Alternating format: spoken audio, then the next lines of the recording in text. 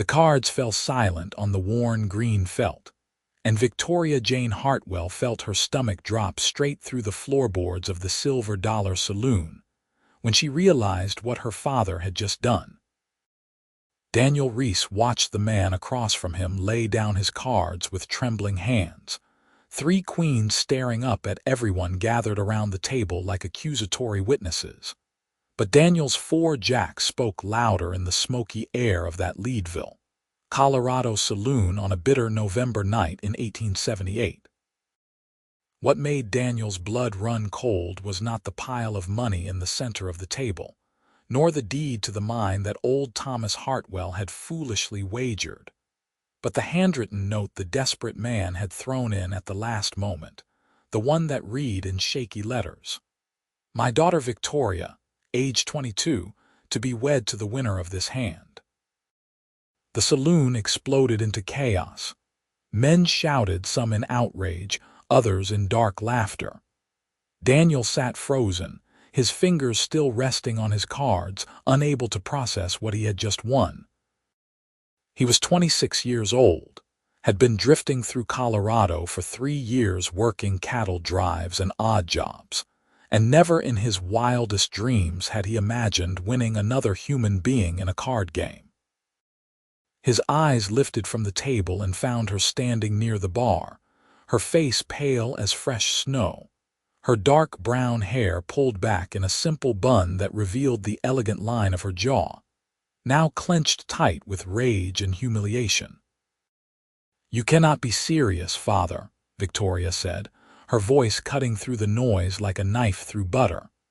She pushed away from the bar and marched toward the table, her simple gray dress swirling around her boots. "You cannot wager a person. I am not property to be gambled away like some prize mare." Thomas Hartwell could not meet his daughter's eyes. His face was flushed red from whiskey and shame, his once fine suit now shabby and stained. "I had no choice, Victoria. The mine is everything. If I lost that, we would have nothing. I thought I could win it all back, thought I could save us. By selling me." Her voice cracked, and Daniel saw the shimmer of tears she refused to let fall. "I am your daughter." The bartender, a grizzled man named Samuel who had seen too many ugly things in his 40 years behind that bar, cleared his throat. "The bet stands, Miss Hartwell. Your father put it in writing and witnesses saw it.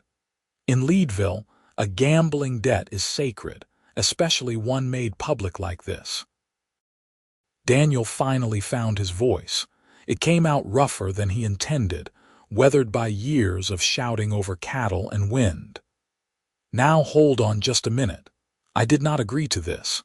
I sat down to play cards for money and mining rights, not for a woman's hand." He stood up, his chair scraping loud against the wooden floor, and every eye in the saloon turned to him. He was tall, lean from hard work, with sandy brown hair that fell past his collar and eyes the color of creek water in summer. "This is not right." "The bet was made," said Garrett Mitchell, the man who had been dealing the cards. He was a professional gambler who traveled through the mining towns, cold-eyed and calculating. "You won fair and square, Reese.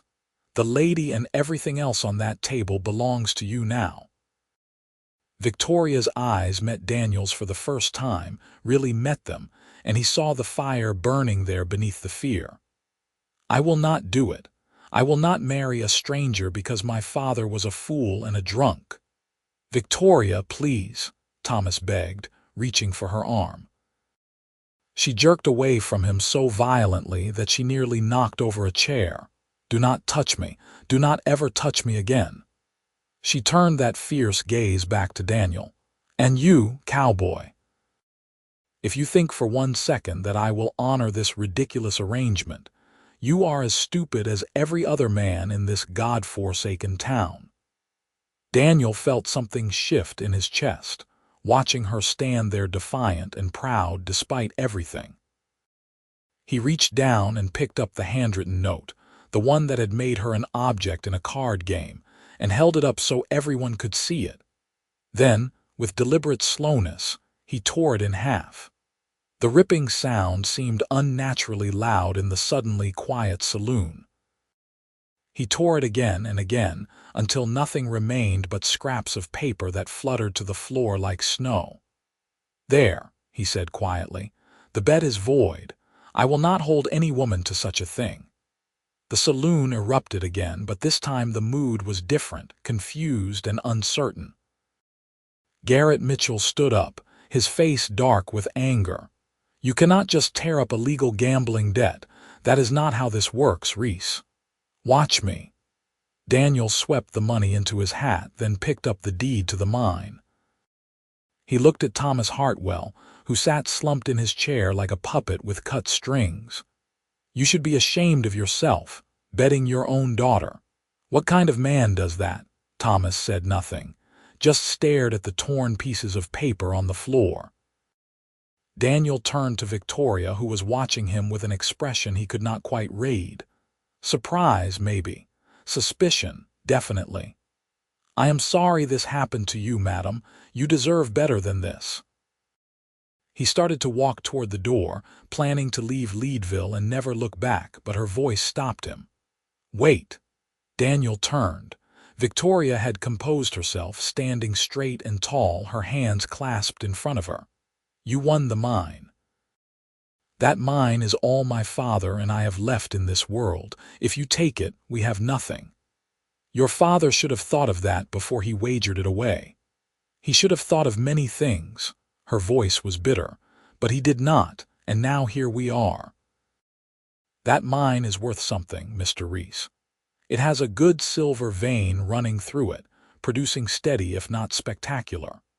My father's problem is not the mine itself, but his inability to manage money and stay away from cards and whiskey." Daniel studied her, trying to understand what she was getting at. "What are you proposing? A partnership? You own the mine now, fair and square. I will not contest that, but I know that mine inside and out. I have worked it myself when my father was too drunk to function.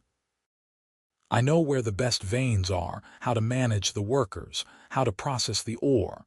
You need me if you want to make any real money from it." "And what would you get out of this arrangement?" Daniel asked carefully. "A percentage of the profits. Enough to save money and eventually leave this place with something to my name." She lifted her chin. "And my freedom. I will work for you, Mr. Reese, but I will not marry you or any other man unless I choose to do so."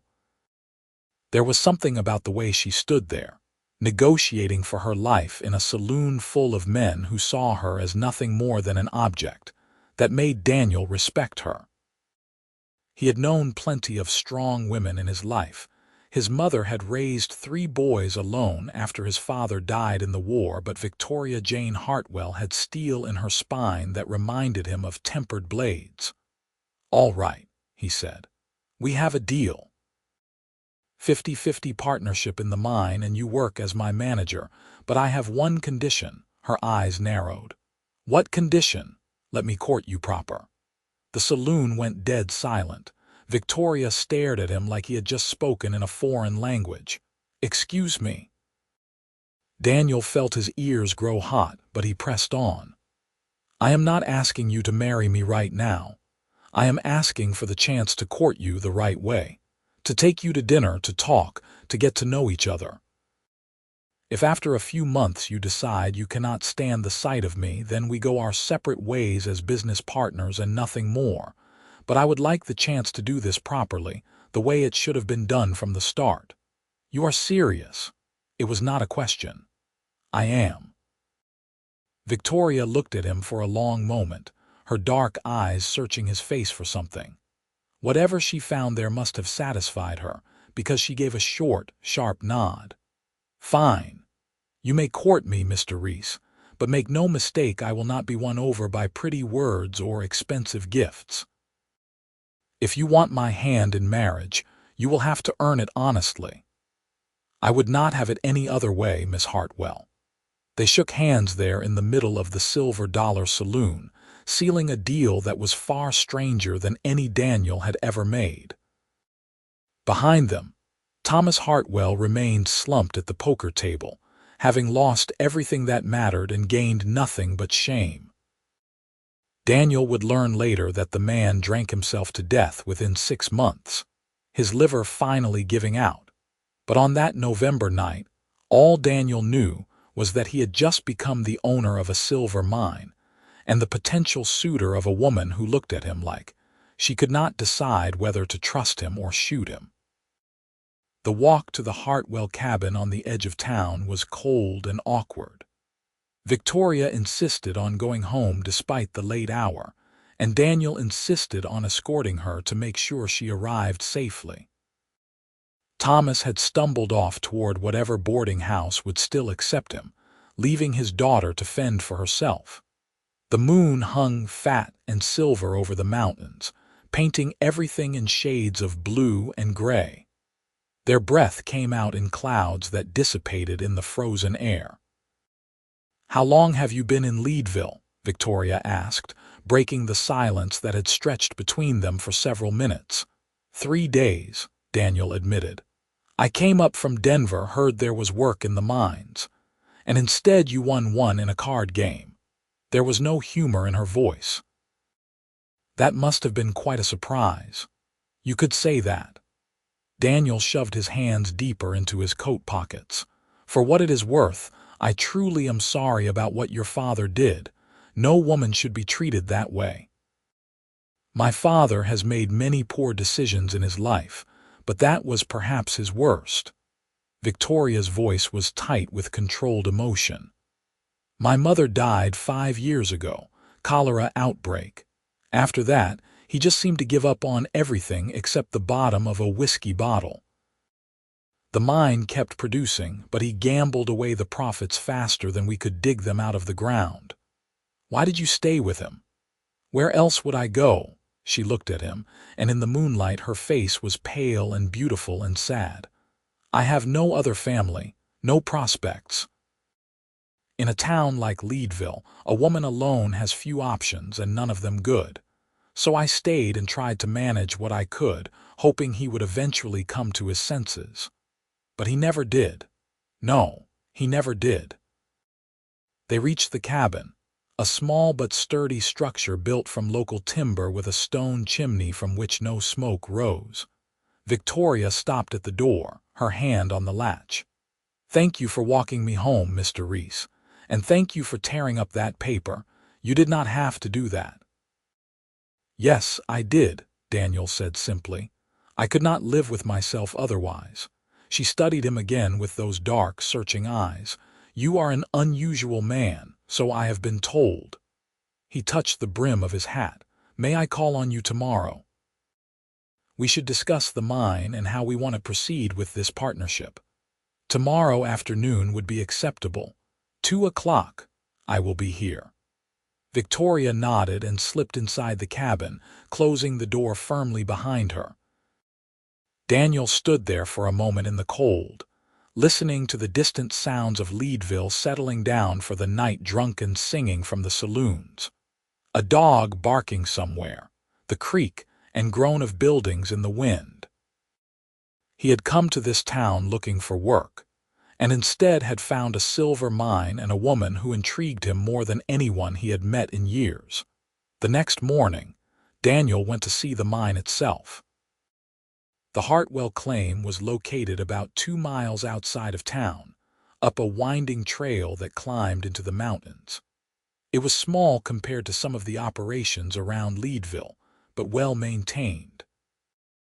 The mine entrance was properly shored up with timber supports, and the equipment, while not new, appeared to be in good working order. 3 men were already there when Daniel arrived, workers who had been with the Hartwell mine for months and were understandably nervous about the change in ownership. "I am Daniel Reese," he introduced himself. "As of last night, I own this mine, but I am not planning to make any drastic changes.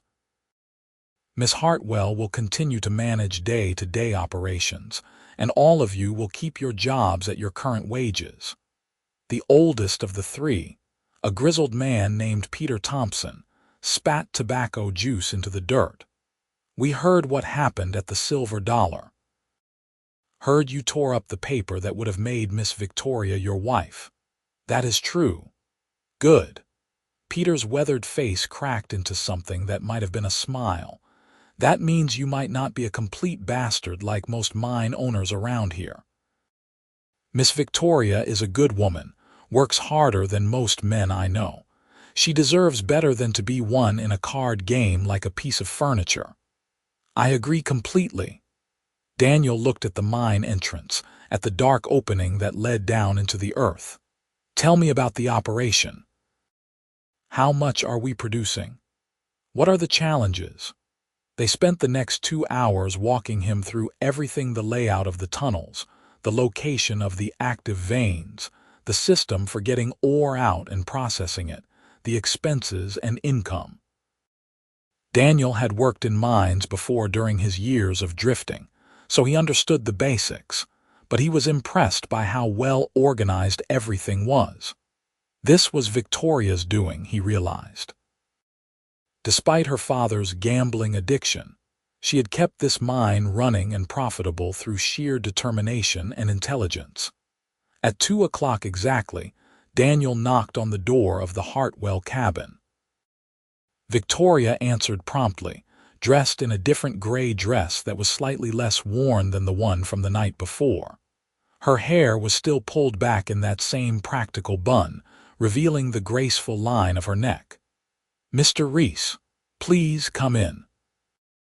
The cabin was small but clean, furnished simply with handmade furniture that had seen better years.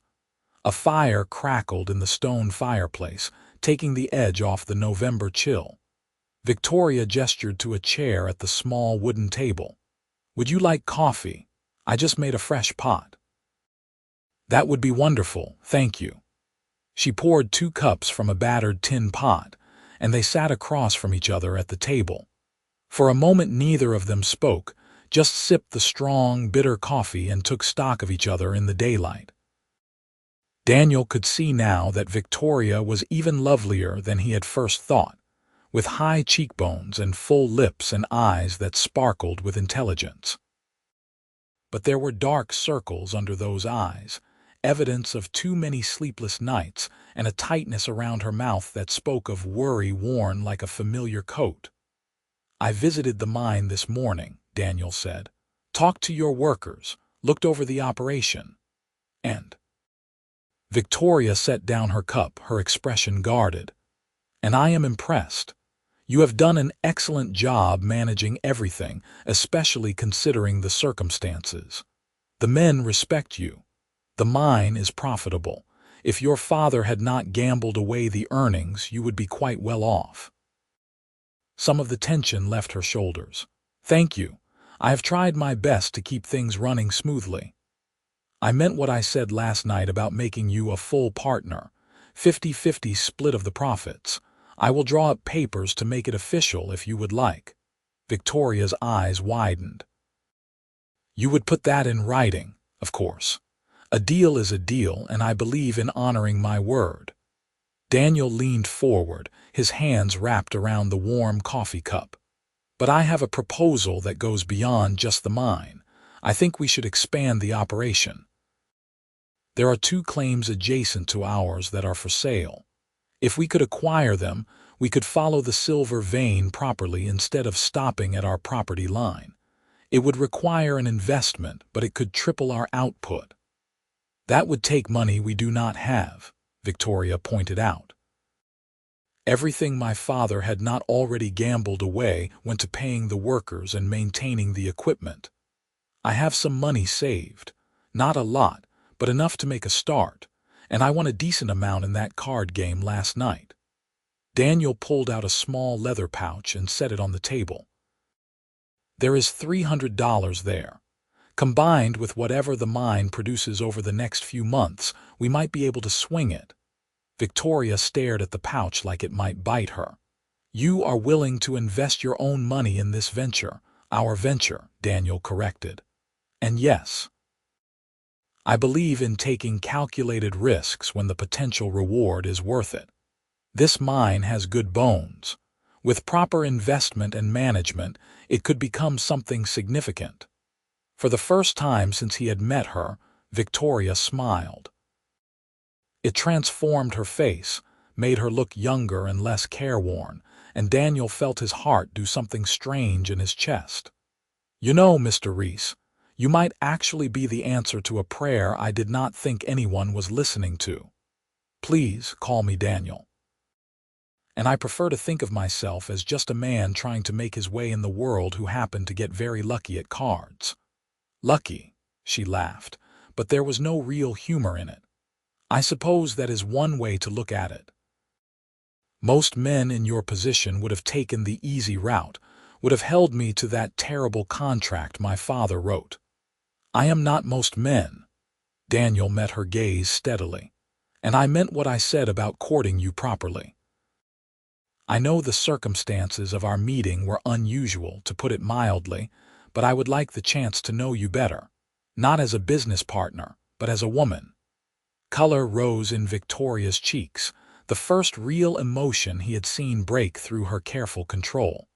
"I have not been courted before. My father kept me too close, too isolated.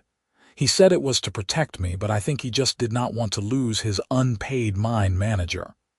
Then I will have to make sure it is a courting worth waiting for." Daniel stood, setting down his empty coffee cup. "May I take you to dinner tonight? There is a restaurant on Harrison Avenue that supposedly serves decent food. I know the place, Mrs. Chen's establishment." Victoria hesitated, then nodded. "Yes, I would like that, but I should warn you, Daniel Reese, I am not an easy woman to impress. I have spent too many years watching what happens when people make promises they do not intend to keep. Then I will just have to make sure I keep every promise I make to you." That evening, Daniel called for Victoria at 7 o'clock, freshly washed and wearing the best clothes he owned, which were not particularly fine but at least were clean and mended. Victoria answered the door wearing a dark blue dress that brought out the color in her eyes, her hair still pulled back but with a few loose curls framing her face. She looked beautiful and nervous and determined all at once. Mrs. Chen's restaurant was a small establishment run by a Chinese immigrant who had come to Leadville following her husband, a miner who had died in a tunnel collapse 2 years prior. Rather than leave, she had opened a restaurant that served a combination of traditional Chinese dishes and American fare, earning a reputation for good food and generous portions. The place was warm and crowded, filled with miners and businessmen and the occasional woman. They found a small table near the back, away from the worst of the noise. Daniel ordered beef stew and Victoria chose chicken with rice, and they talked while they waited for the food to arrive. It was strange how easy the conversation flowed once they got past the initial awkwardness.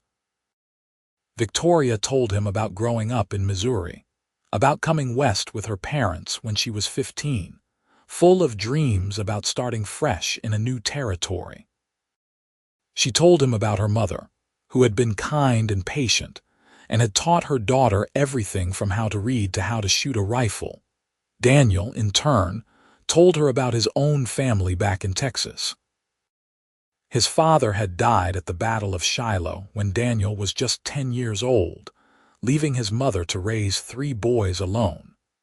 She had managed through determination and hard work, taking in laundry and sewing to keep food on the table. His 2 younger brothers still lived on the family ranch, small as it was, but Daniel had felt the call to see more of the world, to find his own path rather than following in anyone else's footsteps. "You miss them?" Victoria asked, genuine curiosity in her voice. "Your family?" "Every day," Daniel admitted. "But I write to them regularly and I send money when I can. My mother understands. She always said I had restless feet, even as a boy." "And have you found what you are looking for in all your wandering?" Daniel looked at her across the table, at the way the lamplight caught in her dark hair and made her eyes glow, and thought about how to answer that question honestly. "I do not know yet, but I think I might be getting close." The food arrived, and they ate and talked more, the conversation ranging from the practical matters of running a mine to their opinions on books and music, and whether Leadville would survive once the silver ran out, as many mining towns did not. Victoria was intelligent and well-read, educated beyond what Daniel had expected. Her mother, she explained, had been a schoolteacher before marrying, and had made sure her daughter received a proper education even in the rough mining camps of Colorado. When they finished eating, Daniel walked her home through streets that were rowdy with Saturday night revelry. Drunk miners stumbled from saloon to saloon, and piano music spilled out into the cold November air. Victoria stayed close to Daniel's side, not out of fear exactly, but out of practical awareness that a woman alone on these streets would face unwanted attention. At her door, Victoria turned to face him. "Thank you for dinner. It was lovely. The pleasure was all mine." Daniel hesitated, then said, "I meant what I said yesterday. I intend to court you properly, Victoria. That means taking things slow, giving you time to decide how you feel without any pressure." "I appreciate that." She looked up at him, and something in her expression had softened. "You surprised me, Daniel Reese. When I saw you sitting at that card table, I thought you were just another drifter, another man who would take what he wanted without thought for anyone else. But you are not, are you?" "I try not to be. My mother raised me to treat people with respect, especially women. I may not always succeed, but I do try." Victoria did something unexpected then. She stood on her toes and pressed a quick, soft kiss to his cheek. "Good night, Daniel. I will see you tomorrow at the mine." Daniel stood there stunned, his hand coming up to touch the spot where her lips had been. "Yes, tomorrow at the mine." She slipped inside, and Daniel walked back toward the boarding house where he had taken a room, feeling like his feet barely touched the ground. One dinner and a kiss on the cheek should not have affected him so strongly, but there was something about Victoria that had gotten under his skin. Maybe it was her strength in the face of humiliation. Maybe it was her intelligence and competence. Maybe it was simply the way she looked at him, like she was trying to see past his exterior to whatever lay beneath. The next few weeks fell into a pattern. Daniel spent his mornings at the mine, learning everything he could about silver extraction and management. He worked alongside the men, getting his hands dirty, earning their respect through labor rather than just ownership. The mine continued to produce steadily, and Daniel carefully saved every cent of profit, building toward the goal of buying those adjacent claims. Afternoons he often spent with Victoria, going over accounts and planning improvements to the operation. They worked well together, he discovered. Where he tended to think big picture, she excelled at details. Where she sometimes got too cautious, he encouraged calculated risks. They balanced each other in a way that felt natural and right. Evenings, when he could, Daniel courted her. Sometimes it was dinner at Mrs. Chen's restaurant. Other times it was a walk through town, or attending one of the rare cultural events that came through Leadville, a traveling theater troupe, a concert, once even a poetry reading at the library. Victoria blossomed under the attention, growing more relaxed and open with each passing day. She laughed more, smiled more, and Daniel found himself falling deeper with every moment they spent together. But it was not all smooth sailing. Thomas Hartwell remained a presence in their lives, a ghost haunting the edges of everything they built. He had moved into a boarding house on the poor side of town and continued drinking, occasionally showing up at the mine or at Victoria's cabin demanding money or making scenes. Victoria handled him with a combination of firmness and barely concealed heartbreak that made Daniel's chest ache. She loved her father despite everything, but she could no longer trust him or help him. One cold December afternoon, about 5 weeks after that fateful card game, Thomas showed up at the mine in particularly bad shape. He was drunk, belligerent, and demanding to speak with Victoria.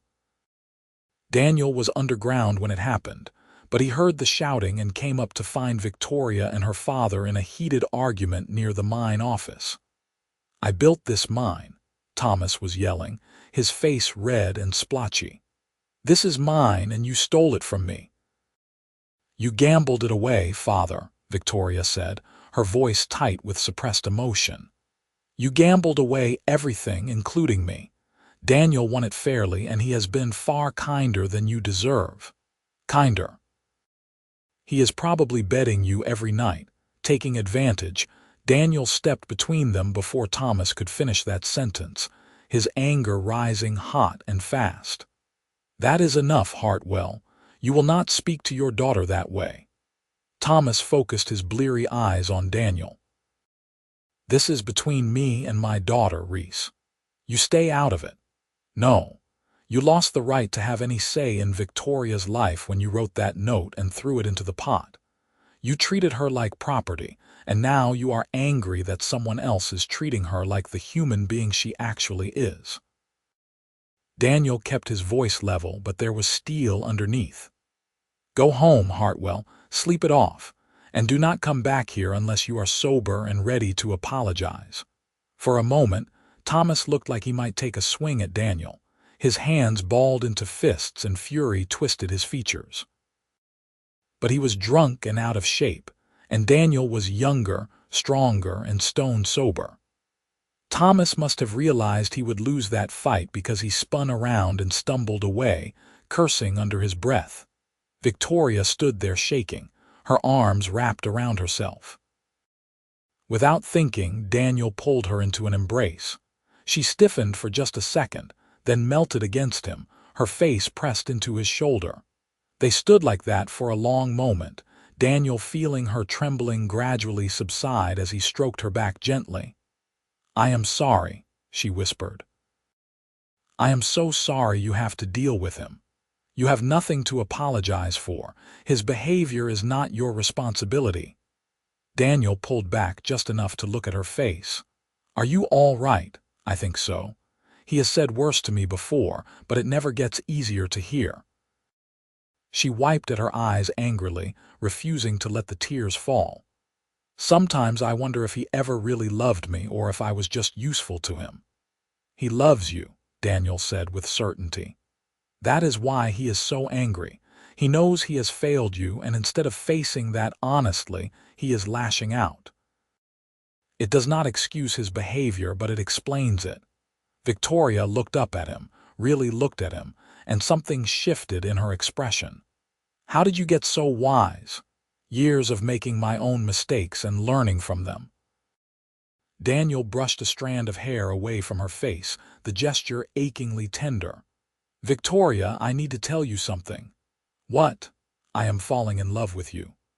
The words came out simple and honest, without flourish or poetry. "I have been fighting it because I know we agreed to take things slow to give you time.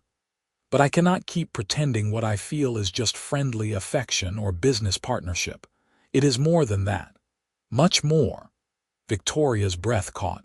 Her dark eyes searched his face, wide and vulnerable. "Daniel, You do not have to say anything back," he interrupted gently. "I am not asking for declarations or promises. I just wanted you to know where I stand, what my intentions are.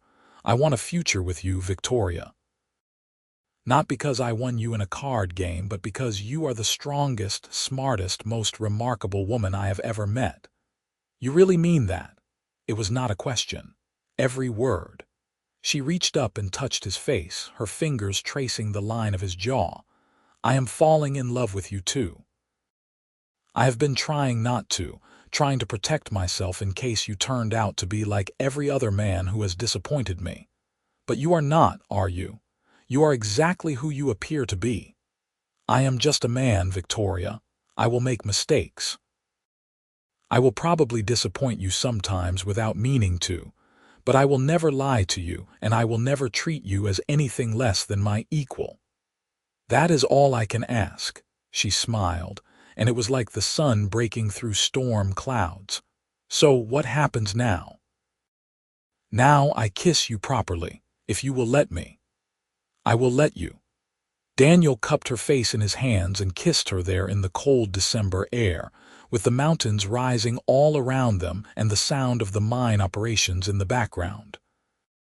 It was not their first kiss. She had kissed his cheek weeks ago, but it was the first one that mattered, the first one that sealed the promise of what they were building together. Victoria kissed him back with a passion that surprised and delighted him, her hands fisting in his coat as she pulled him closer.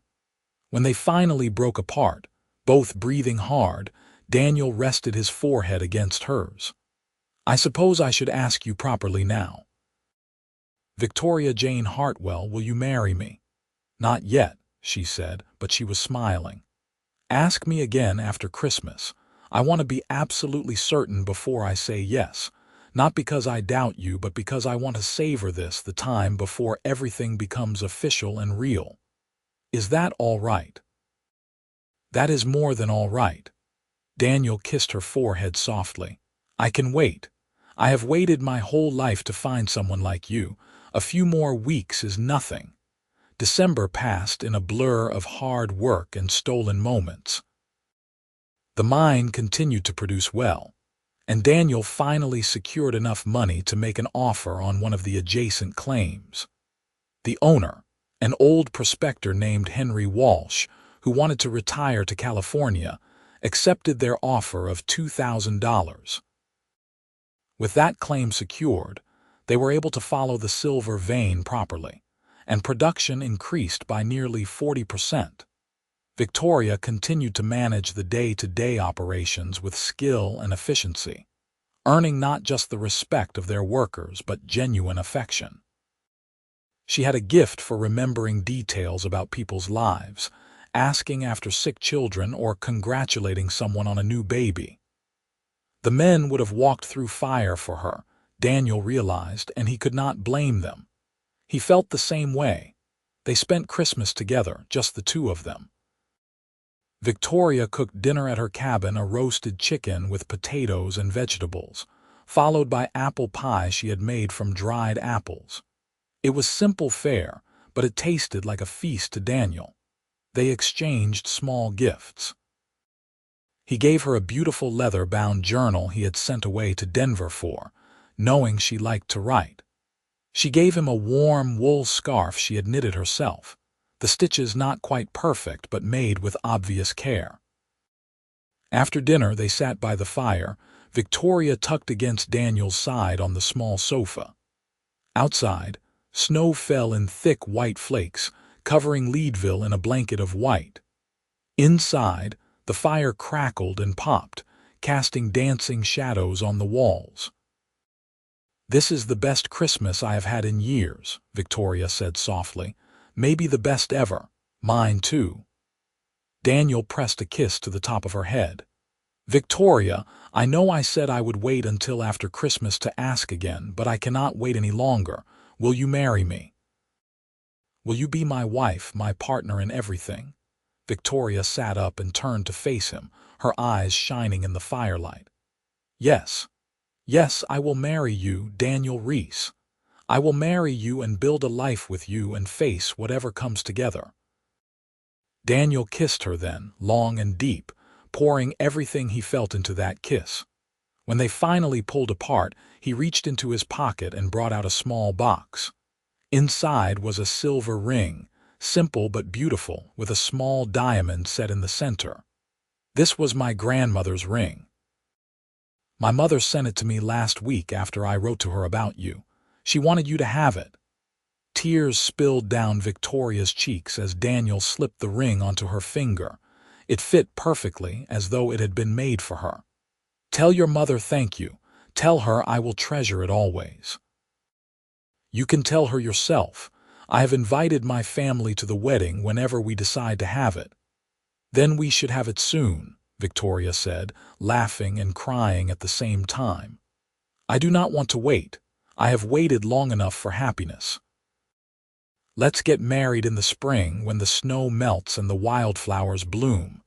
A new season, a new beginning. Spring it is. Daniel pulled her close again, holding her tight as the fire burned low and the snow continued to fall outside. He had come to Leadville looking for work, and instead had found something infinitely more valuable. He had found home. The next few months were a whirlwind of activity. They continued to expand the mining operation, purchasing the second adjacent claim in late February and hiring more workers to handle the increased production. The Hartwell Mine, as they still called it in honor of Victoria's family name, despite Daniel technically being the owner, became one of the most successful operations in Leadville. But more important than the mine's success was the wedding planning. Victoria threw herself into preparations with the same efficiency she brought to everything else. But this time, there was joy in it, excitement.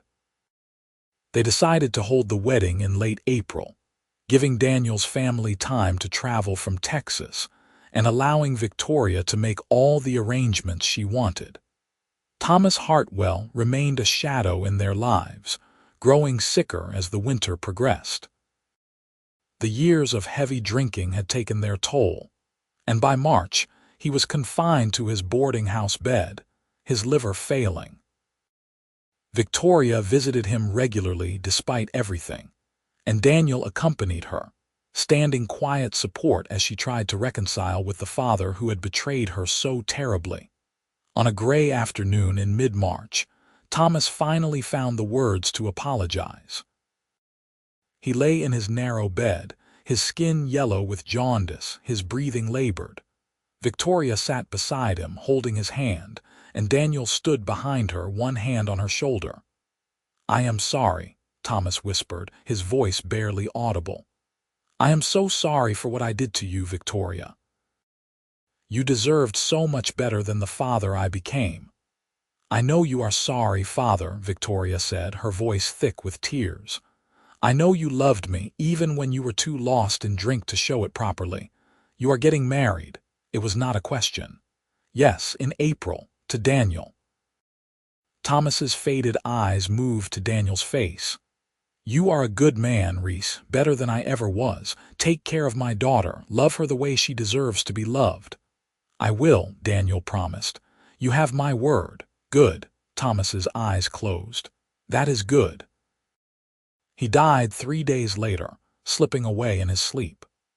Victoria grieved, but it was a complicated grief, tangled up with relief that he was finally at peace and anger that it had to end this way. Daniel held her through the long nights when she could not sleep, when memories both good and bad played through her mind on endless repeat. They buried Thomas Hartwell in the Leadville cemetery on a cold, wet day in late March. Only a handful of people attended Victoria, Daniel, the mine workers, and a few others who had known Thomas in better days.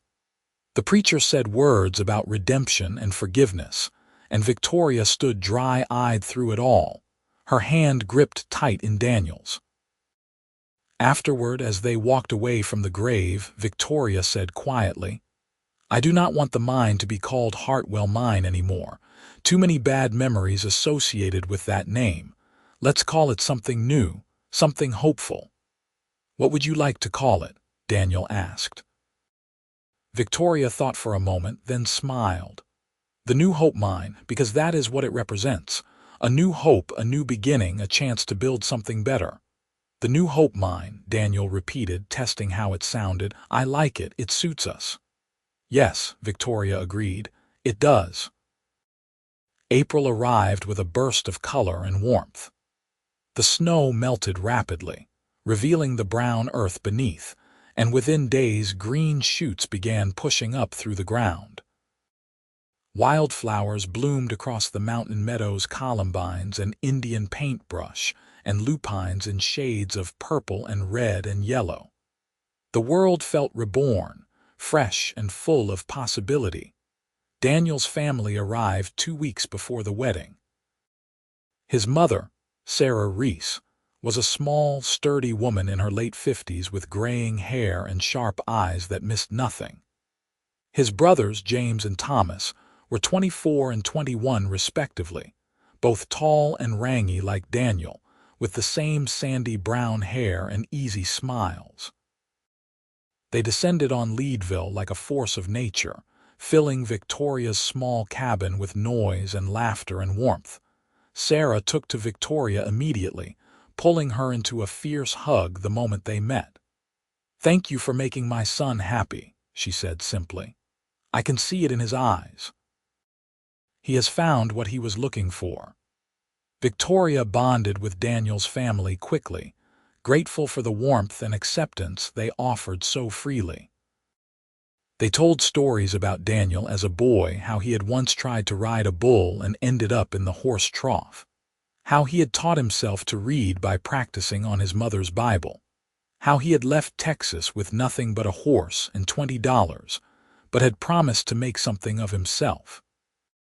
"And he has," James said, raising a glass of whiskey and toast at dinner one night. "He has found success, and more importantly, he has found love. To Daniel and Victoria, may your marriage be long and happy." "To Daniel and Victoria," everyone echoed, glasses clinking. The wedding took place on April 28, 1879, on a perfect spring day when the sky was so blue it hurt to look at, and the wildflowers bloomed thick across the meadows. They held the ceremony outdoors, at a spot near the mine with a view of the mountains that took your breath away.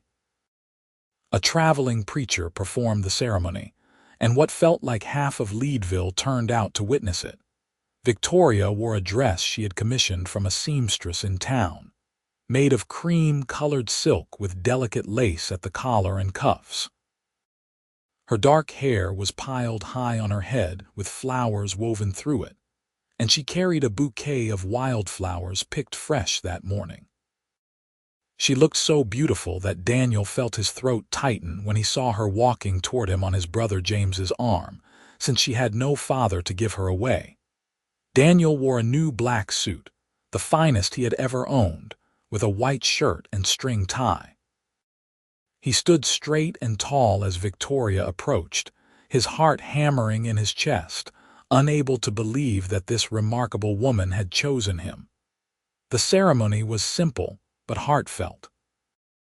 They exchanged vows they had written themselves, promises to love and honor and support each other through whatever life brought their way. When the preacher finally said, "You may kiss your bride," Daniel pulled Victoria into his arms and kissed her thoroughly, to the cheers and applause of everyone watching. The celebration afterward was joyous and rowdy, with food and music and dancing that lasted well into the night. Mrs. Chen had catered, providing a feast of both American and Chinese dishes that everyone devoured. A fiddle player and a guitar player provided music, and people danced in the meadow grass under the stars. Daniel and Victoria danced together, swaying to a slow song, her head resting on his shoulder. "Happy," he murmured into her hair. "Happier than I ever thought possible," she replied. "Thank you for tearing up that paper, Daniel. Thank you for giving me the choice to be here, to choose this freely. Thank you for choosing me." Daniel pulled back to look at her face, at the joy shining in her eyes. "I love you, Victoria Reese." "I love you too," she whispered, "now and always." They stayed in Leadville, building their life together around the mine and each other. The New Hope mine continued to prosper, producing enough silver that they became genuinely wealthy by frontier standards. But they never forgot where they came from, never forgot what it felt like to struggle. They paid their workers fair wages and provided good conditions.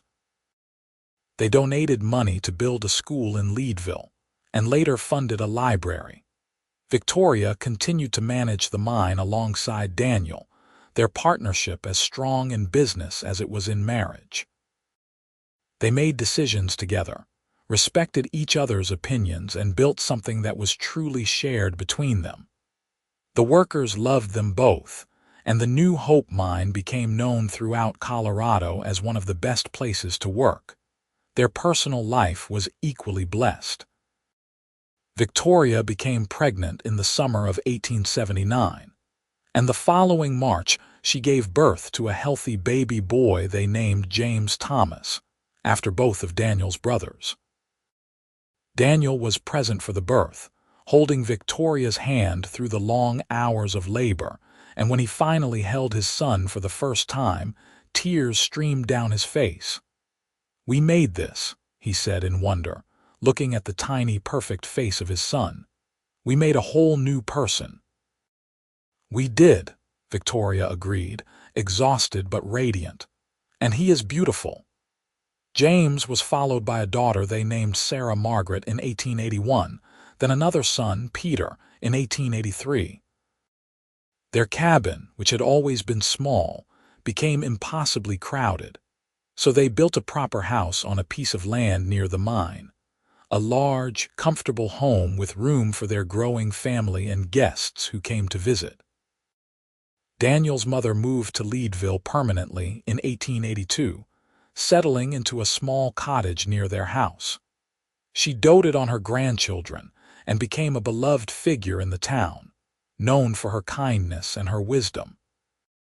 His brothers visited regularly, and eventually James moved to Leadville as well, opening a general store that quickly became successful.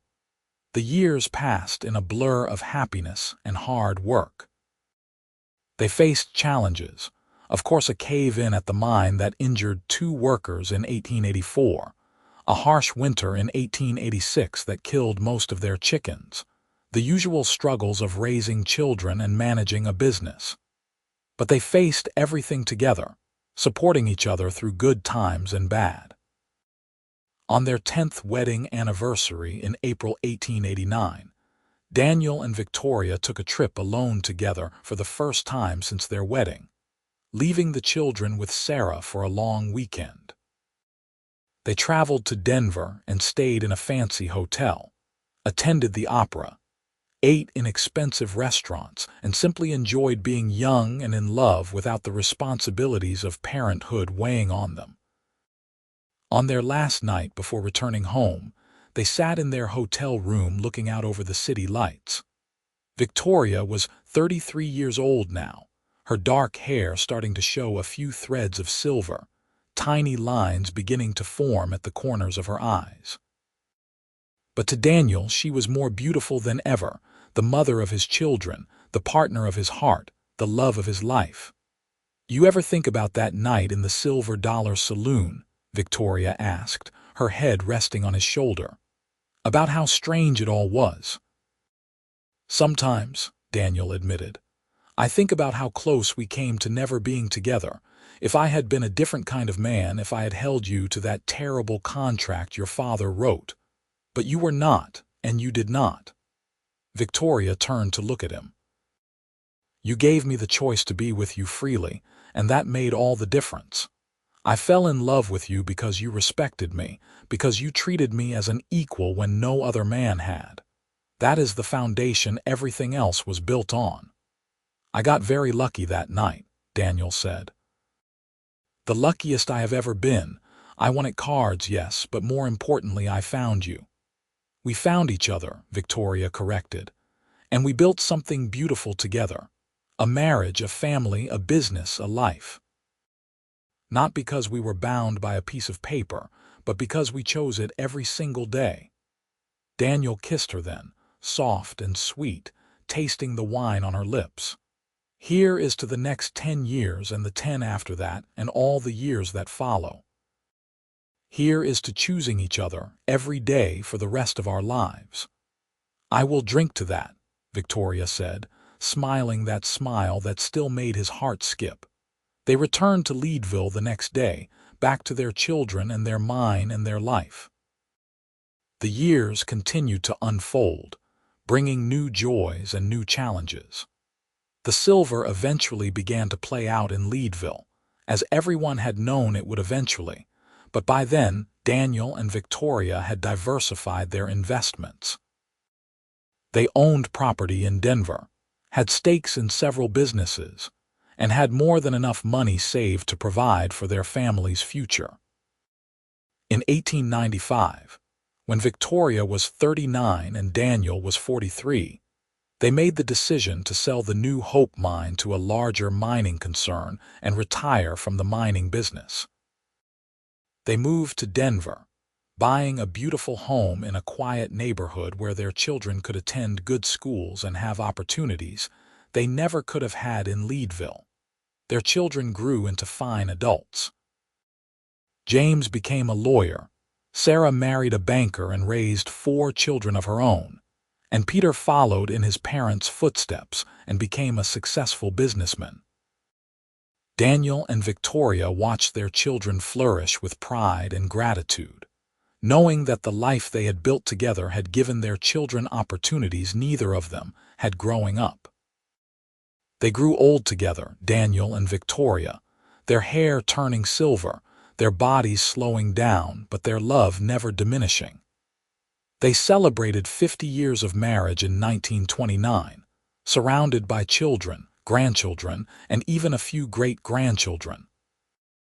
The party was held in their Denver home, which had been carefully maintained over the years, and people came from all over Colorado to celebrate with them. During the toasts, their oldest son James stood up to speak. He was 50 years old now, dignified in his lawyer's suit, with his father's sandy hair now going gray.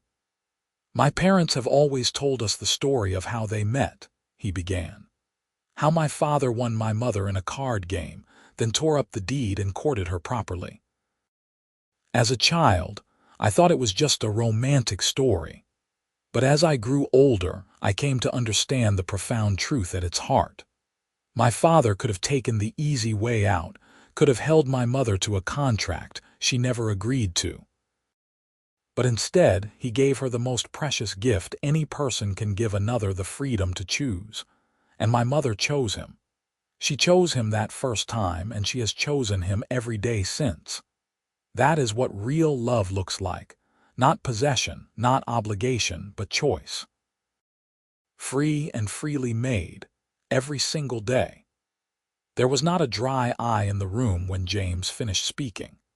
Daniel held Victoria's hand tight, both of them remembering that cold November night in Leadville when their lives had collided in the strangest of circumstances. So much had happened since then, so much joy and sorrow and ordinary life, but the foundation had never changed. They had chosen each other, and they kept choosing each other, and that had made all the difference. Daniel Reese died peacefully in his sleep in the spring of 1932, at the age of 80. Victoria was beside him when he passed, holding his hand as she had held it through 53 years of marriage. She grieved deeply, but not bitterly, knowing that they had been blessed with a long life together filled with more happiness than most people ever experienced. Victoria lived another 5 years, dying in 1937 at the age of 81. In her final days, surrounded by her children and grandchildren, she often spoke about Daniel, about the cowboy who had won her in a card game and then given her back her freedom, who had loved her with a steady, faithful love that never wavered. She died with a smile on her face, her last words a whisper of his name. They buried her next to Daniel in a cemetery in Denver, under a large oak tree with a view of the mountains in the distance. The headstone was simple but said everything that needed to be said. Daniel Reese, 1852–1932, Victoria Jane Reese, 1856–1937, beloved husband and wife, partners in all things we chose each other. Their story became family legend, passed down through generations. The tale of how a cowboy won a woman's hand in a 5-card stud game, how he tore up the deed and asked her properly, how they built a life together based on respect and love and choice.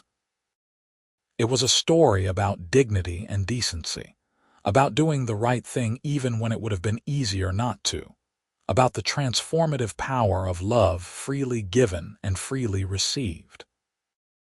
The New Hope mine eventually closed, as all mines do, but the house they built in Leadville remained standing for many years, a testament to what they had created together.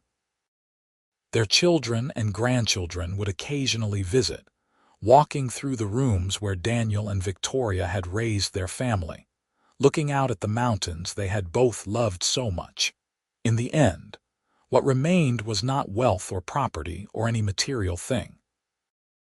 What remained was the love story itself, the memory of two people who found each other in the strangest of circumstances and chose to build something beautiful together. They proved that even from the most difficult beginnings, with respect and love and commitment, two people could create a partnership that lasted a lifetime and beyond. Daniel had come to Leadville looking for work and found a home. Victoria had been wagered in a card game and found freedom. Together, they found something neither had been looking for, but both desperately needed: a love that was patient and kind, that respected boundaries and honored promises, that chose commitment every single day for more than half a century. Their great-grandchildren still tell the story, in living rooms and at family gatherings, keeping the memory alive. They speak of ancestors they never met, but whose legacy lives on in the values they passed down: the importance of treating people with dignity, of keeping your word, of building partnerships based on equality rather than domination, of choosing love over and over again even when it would be easier to walk away. And somewhere in the mountain meadows outside of what used to be Leadville, where wildflowers still bloom every spring in riots of purple and red and yellow, where the wind carries the scent of pine and the memory of a time long past, perhaps something of Daniel and Victoria remains. Not as ghosts exactly, but as a presence, a lingering warmth that speaks to the enduring power of love chosen freely and lived fully. The card game that brought them together lasted maybe an hour. The marriage that followed lasted more than 5 decades. And the love story that emerged from those unlikely beginnings has lasted generations, inspiring everyone who hears it to believe that even from the darkest moments, even from circumstances that seem impossible, something beautiful can grow if two people are willing to choose each other, to respect each other, and to build together with patience and faith and unwavering commitment. That cold November night in 1878, when Daniel Reese sat down at a poker table in the Silver Dollar Saloon, he had no idea he was about to meet the love of his life. When Victoria Jane Hartwell watched her father throw away her freedom in a card game, she could not have imagined that the stranger across the table would become her husband, her partner, the father of her children, and the love of her life for more than 50 years. But life has a way of surprising us, of taking our worst moments and transforming them into something we could never have planned or predicted. Daniel and Victoria's story is a testament to that transformation, to the power of doing the right thing even when it costs you something, to the beauty that can emerge when two people build together on a foundation of mutual respect and freely given love. They did not have an easy beginning, but they had a beautiful journey and an even more beautiful ending. And in the end, that is what matters most: not how the story begins, but how it unfolds and where it ultimately leads. For Daniel and Victoria Reese, it led to a lifetime of love, a family that spanned generations, and a legacy of choosing each other that continues to inspire everyone who hears their tale.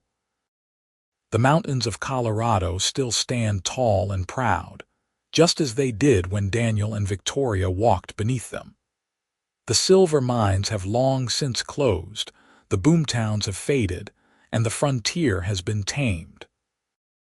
But the story remains, passed down through the years, a reminder that sometimes the best things in life come from the most unexpected places, and that true love is not about possession or obligation, but about choice free and freely made, renewed every single day, lasting long after the final card has been dealt and the last hand has been played.